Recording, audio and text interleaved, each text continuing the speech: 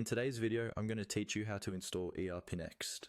We'll be using Frappe Cloud, which is one of the easiest ways to get ERPNext up and running without dealing with complex server setups or command line tools. By the end of this walkthrough, you'll have a clear idea of where to go, what to click, and what to expect during the installation process.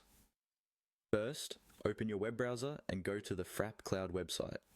You can simply search for Frappe Cloud in your search engine, and it should be one of the top results. Click the official Frappe Cloud link to open the site.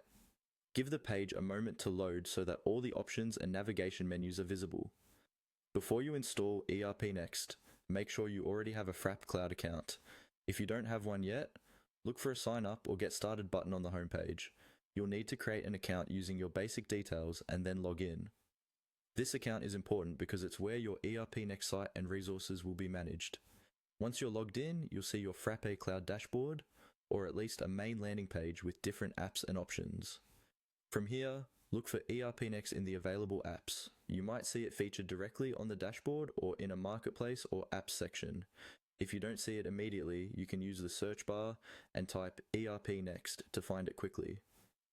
Once you locate the ERPNext tile or card, click on it to open the ERPNext app page.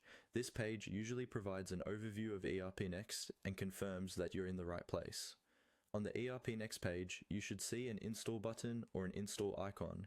This is what triggers the setup of a new ERPNext site for your account. Go ahead and click on the install icon.